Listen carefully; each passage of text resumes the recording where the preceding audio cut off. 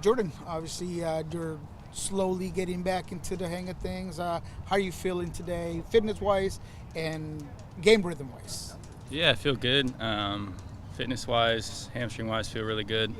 Game rhythm still need to get, try to get some more minutes as we progress. And, whenever you come back from an injury, it always, feels a little fast at first, and you got to get your feet under you a little bit. So, but I'm feeling good. It's going to be good to get a full week of training in, and I'm ready to go this weekend. It's not a position you haven't seen in the past, but there's, a guy like Musovski that's scoring some goals. That's obviously the position that you've been doing so great at.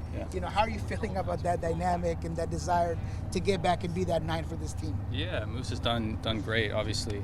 He's a really good player and has helped us a ton. And I think having that competition within the whole team is important for why we're going to be good this year. You see we have a really deep team in a lot of positions, and it pushes people in training to work hard. And there's kind of that new standard that's in training. You gotta train well to be on the field and perform on the field. So I think it's just pushing the standards of training up a lot, and it's great to have that competition within the group. Obviously my goal is to get back to be the number 9.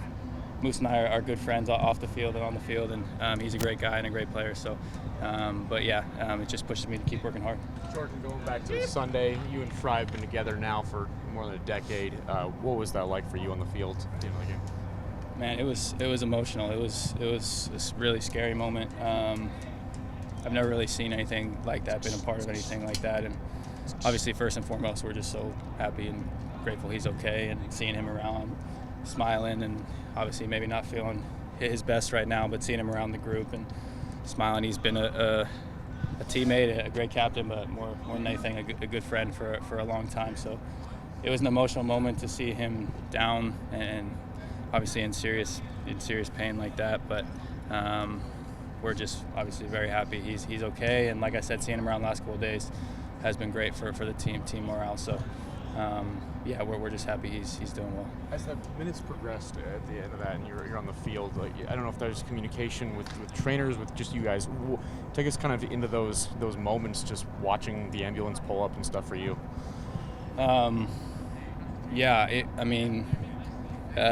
We're taught to stay out of it when something like that happens. So the guys did a good job, obviously, staying out of it.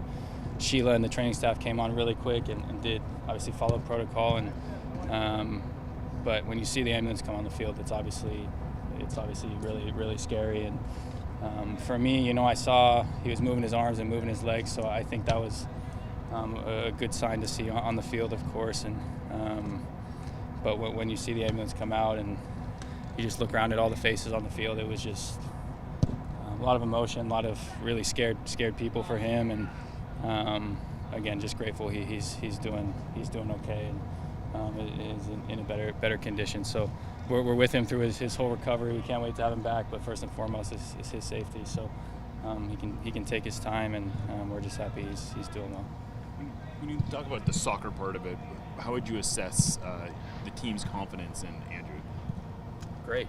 Yeah, Andrew is he's an unbelievable shot stopper. You go up against him in training, he's hard to score against, in the shooting drills after training and things like that. He's so athletic. I think he has probably the highest vertical on the team when we do those jumps, and he's so springy, and he's a really, really good goalie. So everyone's completely confident in him. You saw him come in last year a few times and do really well, make big saves, was confident with his feet. So we have complete faith in him. What was your impression of Kelyns when you first met him? He's a great dude. I think when I first met him, he came out and it was raining and hailing, and he still had a short sleeve shirt on coming out to training. So we had some talks about that. But he's as we've gotten to know each other, he's a great guy. I've been really impressed with him on the field. He's so calm on the ball, and I think he played center mid in college, but transitioning out to an outside back, he's done really well with that. He's an incredibly hard worker, a good defender. You saw what he did for his assist this weekend. That's stuff that he can bring. So he's a really funny guy, a good teammate, someone that I really like hang out with off the field, and obviously done so well on the field. When you say talk to him, do you know it's raining in Well, yeah, I was just curious what was going on. He said he's always done that. Yeah. So he's, I don't know, he likes to be cold, I guess. What percentage of the time do you think he's wearing shorts? Oh, I mean, I see him for his first start. I think he showed up to the game in shorts. So we were all like, "You gotta put some pants on, man. This is a little wild from you." He's without a shirt or in shorts 90% of the day, I think. So, no, but that's just who he is and how he grew up, and we all think it's funny. So he's kind of had that.